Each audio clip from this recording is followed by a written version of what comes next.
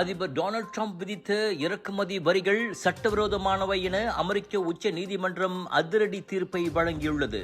அமெரிக்காவின் அனைத்துலக அவசர பொருளாதார அதிகார சட்டத்தின் கீழ் உலக நாடுகள் மீது இறக்குமதி வரிகளை விதிப்பதற்கு ட்ரம்புக்கு எந்த அதிகாரமும் கிடையாது.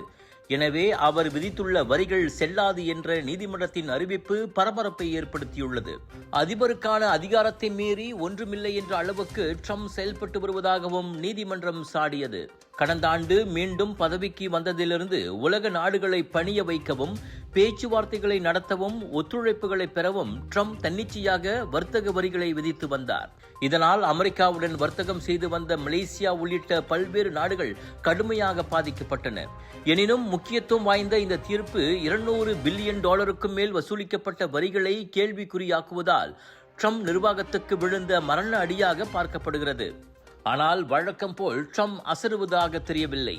உச்ச நீதிமன்றத்தின் தீர்ப்பை அவமானம் என கண்டித்து தன்னிடம் மாற்று திட்டம் இருப்பதாக அவர் கூறியுள்ளார். அதோடு நீதிபதிகள் தேசப்பற்று மற்றும் விசுவாசமற்றவர்களாக இருப்பதாகவும் குற்றம் சாட்டினார்.